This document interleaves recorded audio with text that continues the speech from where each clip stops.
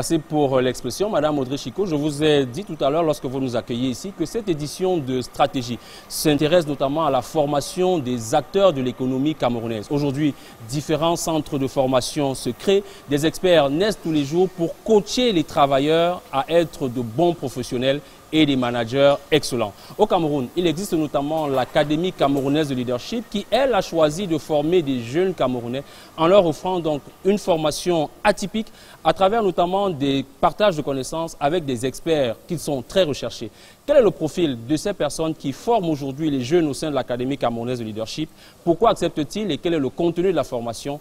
Brice Fotso et Anissé Simon ont séjourné pendant une semaine à Hombé. Voici leur reportage sur la fabrique des leaders camerounais de demain.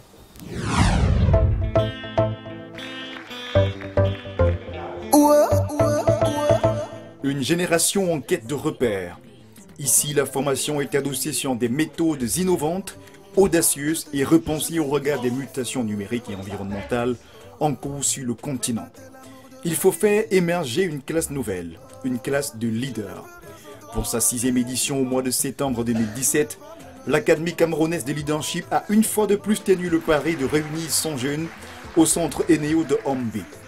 Une jeunesse à la recherche de la matière première indispensable à son positionnement dans une société en constante mutation. Je suis arrivée à la Cameroun Leadership Academy pour renforcer mes capacités en leadership, notamment le leadership transformationnel. Et en effet, je suis dans l'incubation virtuelle d'un projet en Afrique. Et je voudrais diriger une communauté panafricaine qui maîtrise la finance et la technologie. Ce qui m'a mené à l'académie, c'est le fait de vouloir déjà apprendre sur le leadership. Quand j'ai eu l'invitation, je me suis dit, ah mais tiens, voilà une occasion vraiment très magnifique pour pouvoir acquérir des connaissances supplémentaires sur le leadership. Pendant une semaine, ils espèrent trouver ici des éléments pour affronter divers talents. Avant d'arriver ici, j'avais une autre perception, mais il me semble que davantage cette perception a été renchérie. J'ai pu avoir de nouveaux ingrédients et actuellement, je pense que je peux véritablement implémenter ce projet sans avoir besoin d'autres outils. J'ai un projet qui doit changer la mentalité des personnes et la manière de voir le monde. Raison pour laquelle j'avais besoin de certains atouts pour essayer de m'armer suffisamment contre les différents blocages que je vais rencontrer. Et l'académie était vraiment le meilleur endroit pour pouvoir obtenir tout cela. Et pour obtenir tout cela, les académiciens peuvent compter sur la présence des coachs et conférenciers d'honneur. Au fait, qui sont-ils ces formateurs? Pourquoi y vont-ils? Qu'est-ce qu'ils y apportent? Et comment sont-ils choisis? Nous avons passé quelques jours au cœur de la fabrique des leaders de demain.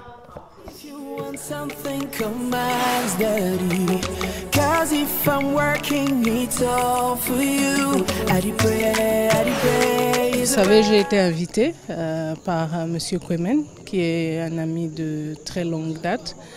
Et ils ont choisi ce thème et je pense que c'est parce qu'il y avait un intérêt et vous avez vu les questions qui ont été posées et j'espère avoir répondu à quelques questions, quelques préoccupations. C'est nos leaders de demain, c'est avec eux qu'il faut partager très humblement ce que nous avons pu apprendre dans notre parcours et je pense que c'est quelque chose de louable de prendre du temps et de venir partager avec eux.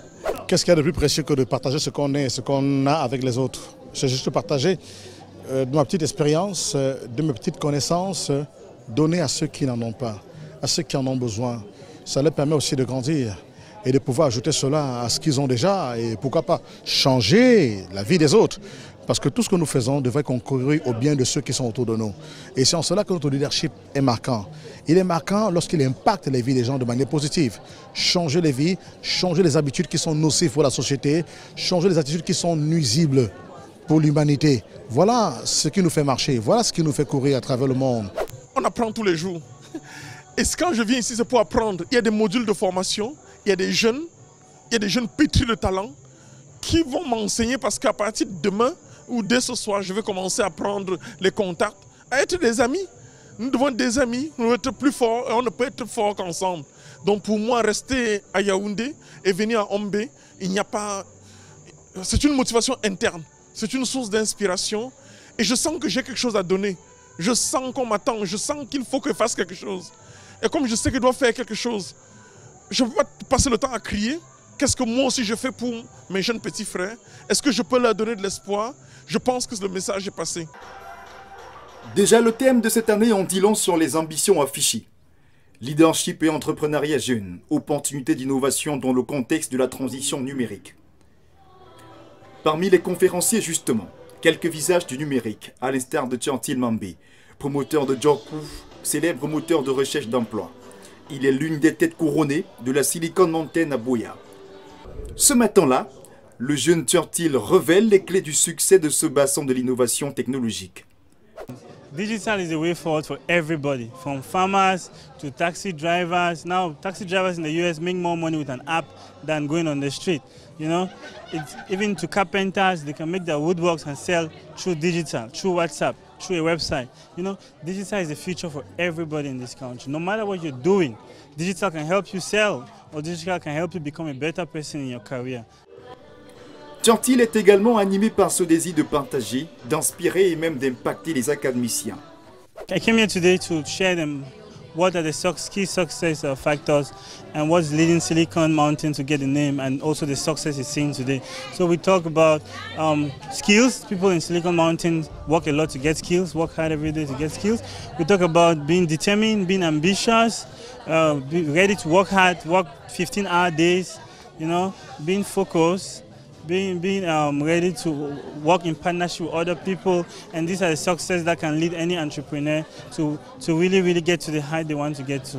Yeah, so that's what I came here to share, the little I could share today. I believe that I personally believe that entrepreneurship is the only way our people will get out of poverty, not through the government, not through any other means. It's pure entrepreneurship.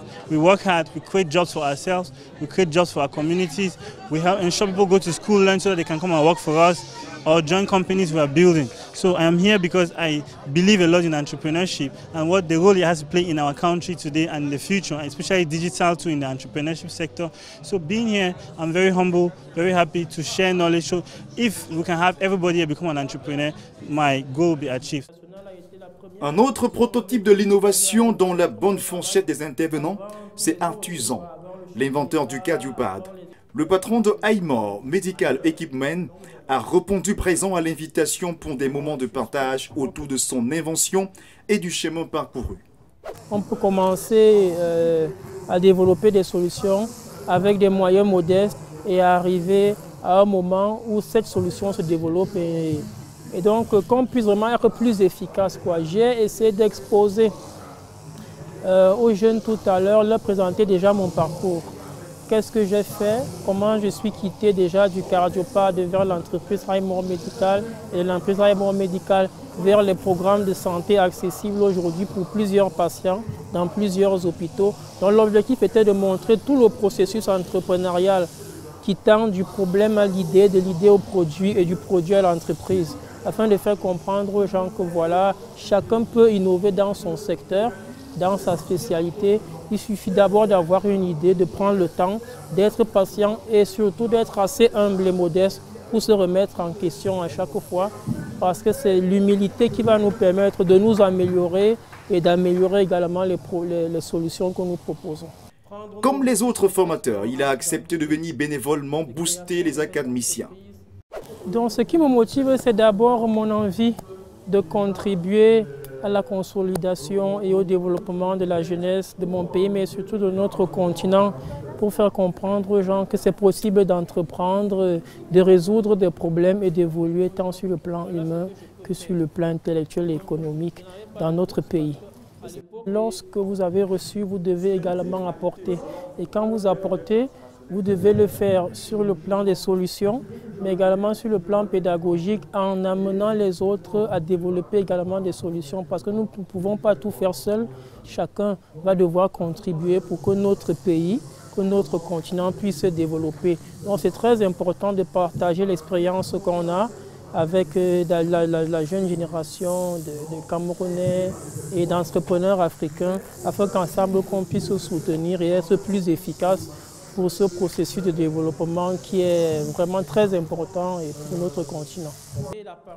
Voici Imran Bari, le directeur général de Total Cameroun et parrain de cette 6e édition de l'Académie camerounaise de leadership.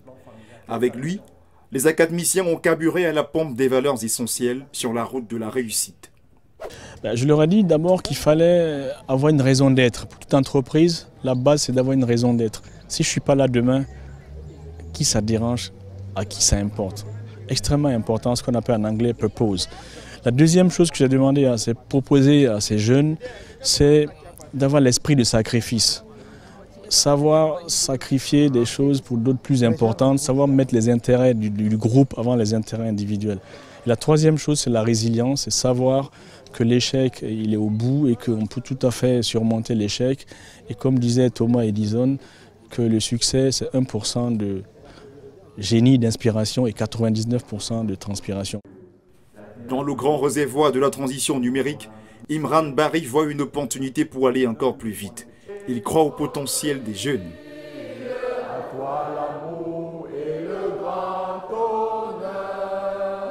Ce qui est intéressant à propos du numérique, c'est de cette révolution numérique, c'est le fait que c'est une opportunité unique pour le continent, de ne pas passer par les étapes par lesquelles les autres continents sont passés. Donc on parle de révolution numérique aujourd'hui, c'est une opportunité unique de rattraper ce gros retard. Et on parle aussi de transformation digitale. Et donc le mot le plus important dedans, ce n'est pas tant digital que transformation. Donc ça veut dire qu'il faut des leaders pour transformer les mentalités, transformer les manières de penser, transformer les manières de faire pour réussir ce virage. Et une fois qu'on prendra ce virage, je pense que l'Afrique et les jeunes Africains ont tout ce qu'il faut pour apporter leur contribution à l'universel. Ce que je trouve impressionnant pour pratiquer ces jeunes, tant dans des jurys de concours d'innovation ou quand on fait des entretiens d'embauche dans la société que j'ai l'honneur de diriger, ce qui est impressionnant, c'est qu'ils sont décomplexés, ils ont foi en leur projet et ils savent que personne d'autre mieux qu'eux n'est capable de mener à bout ce projet. Donc comme je le disais tout à l'heure, c'est drôle, mais je suis heureux de ne pas être en compétition pour les emplois avec des jeunes comme ça parce qu'ils m'auraient battu à plate couture. Cette année, le coach principal de l'académie, c'est cet homme, Koné Daouda. Plus de 2 décennies d'expérience comme formateur. Il est venu du Burkina Faso pour une semaine dans ce laboratoire du leadership. Mon travail consiste d'abord à coordonner les travaux de tous les coachs pour que tout le message qui sera donc passé soit collé au thème donc, de cette académie, ça c'est de 1. Et puis de 2, booster ces jeunes-là de manière à ce qu'au sortir de cette académie-là, ils soient complètement transformés. Pendant la formation, que les auditeurs soient assidus et qu'ils essayent au maximum de mettre en pratique le peu qu'ils apprennent. Parce que connaître quelque chose, c'est bien, mais l'appliquer, c'est encore mieux. Et en général, on connaît beaucoup de choses, mais malheureusement, on ne les applique pas. Et c'est là tout le mal d'une telle académie. Et vous voyez, ça, c'est pendant l'académie. Maintenant, dans un avenir très proche, c'est déjà commencer à mettre en pratique tout ce qu'ils ont pu bien apprendre ici. Mais au-delà, c'est-à-dire d'ici 6 mois, 1 an, il faudrait qu'ils puissent non seulement eux être transformés, mais transformer ne serait-ce que leur environnement immédiat. Du haut de sa posture de formateur principal, il scrute et évalue au quotidien les faits et gestes des apprenants. Sans avoir la langue de bois, je dirais que le niveau il est moyen. Il est moyen, mais ça ne m'étonne pas, hein, parce que vous savez, les changements ne s'opèrent pas du jour au lendemain comme ça. Les bases sont en train d'être posées. Mais il faut attendre quand même un peu pour voir les fruits de ce que nous sommes en train de faire aujourd'hui. Mais déjà, il y a quelques prémices qui nous laissent espérer que l'avenir sera fructueux. Chacun a son ego, chacun a laissé ses habitudes et tout le monde se fond dans un règlement intérieur qui est propre à l'académie. Et l'adaptation n'est pas toujours chose aisée pour tout le monde, ça c'est de 1. Et puis de 2, il y a des gens qui sont toujours restés dans leur confort habituel. Ils ne veulent pas, je dirais, sortir de leur box pour pouvoir donc être transformés. Et il y a ceux-là même aussi qui sont pratiquement réfractaires parce qu'ils pensent que, comme on le dit chez nous, ils sont arrivés. Donc ça, c'est la majeure partie des difficultés. Maintenant, il y a ceux-là qui ont la bonne foi de vouloir changer, mais n'oubliez pas que les changements sont quand même assez difficiles. ça nous rattrape parce que les habitudes, c'est pas facile à les perdre, quoi. Mobiliser des profils de formateurs et conférenciers de ce niveau pendant une semaine dans l'encre du Centre des ressources humaines ENEO de Hombe et des gens en lui-même, une réussite. Un exploit adossé sur une équipe conduite par Roland Koumen, promoteur de l'Académie camerounaise de leadership. C'est le pari de la crédibilité, de la bonne réputation. Je pense, lors de l'une de mes morning motivational time avec eux, dans les qualités d'un leader transformationnel qui était le thème que j'ai beaucoup développé avec eux, je disais l'intégrité est très importante parce que votre bonne réputation va vous ouvrir des portes. Vous savez, et j'ai posé la question, quelle est la dernière chose qu'ils ne souhaiteraient pas perdre en tant que leader? Et j'étais content de voir beaucoup n'ont pas parlé de maison ou du matériel, mais beaucoup m'ont parlé de leur dignité, de leur réputation, de leur âme.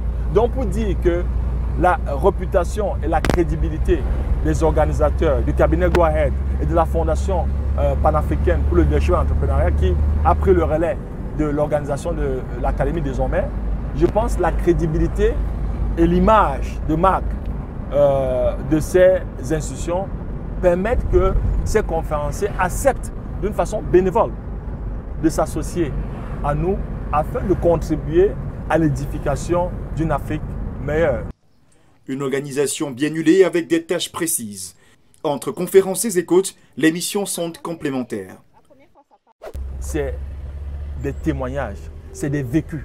Et on va se rendre compte que les vécus dépendent des expériences, soit un passé, votre background éducatif, soit votre histoire personnelle, qui peut aller même jusqu'à l'intimité de la famille et tout. Et c'est des moments d'inspiration extraordinaires parce que vous n'allez pas trouver ça forcément dans un livre. Ce n'est pas des PowerPoint qui sont répandus sur Internet, c'est des témoignages par rapport à leur parcours. Mais c'est-à-dire, on les fait venir, ce n'est pas que vous allez automatiquement imiter ou copier, ce n'est pas de copier-coller, mais nous voulons que l'expérience de ces conférenciers puisse inspirer. Et je vous assure, non seulement ça inspire des vocations, mais ça peut aussi apporter des éléments de déclic ou alors une solution à un blocage que le jeune porteur de projet ou même l'entrepreneur ou le manager avait. Voilà, on a fait venir le formateur principal de la Côte d'Ivoire, le grand frère Coach Kone Daouda, qui a près de 30 ans d'expérience dans l'andragogie. Donc lui, il prend des notes parce que quand les conférenciers sont là, nous, on a toute une équipe de coachs qui sont en train de prendre des notes.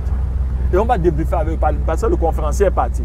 On débriefe, on dit bon, vous avez vu, prenons le module sur la communication efficace. Le conférencier, sur tel aspect, a dit 1, 2, 3. Théoriquement, voilà. Maintenant, on fait un lien entre le vécu du conférencier et des outils théoriques. N'oublions pas, la formation, c'est une science.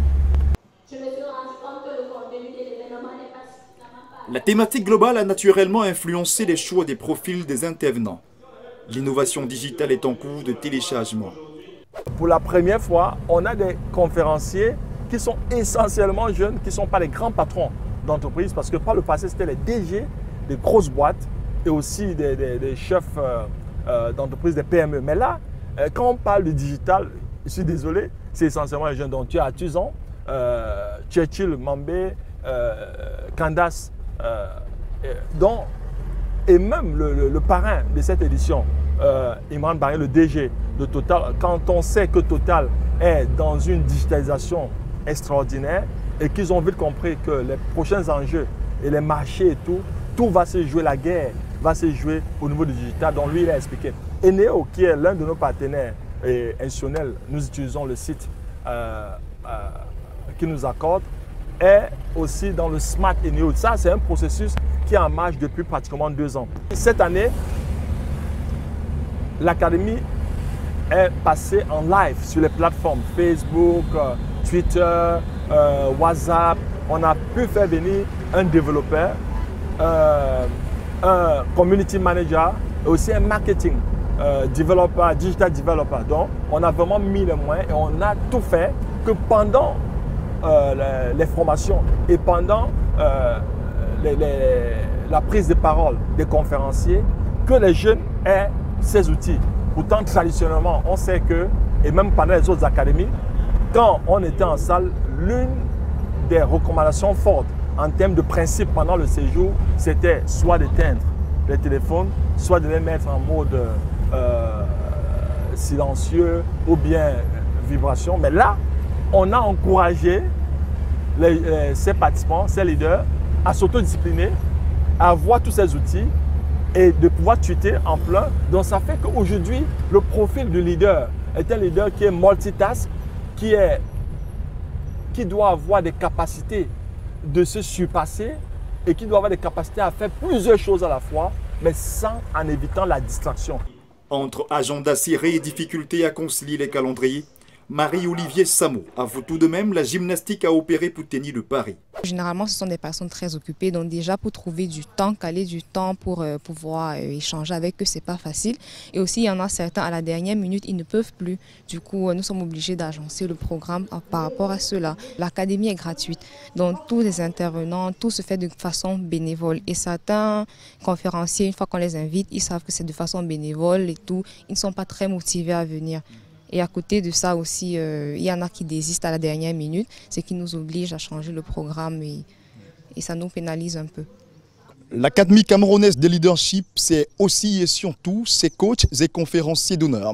Ces hommes et femmes se sont donc succédés devant la centaine de jeunes venus du Cameroun tout entier afin de partager cette expérience dans cette fabrique des leaders de demain. Depuis Ombi, au pied du mont Cameroun, pour Stratégie, Brice Fosso et Yannis Simo.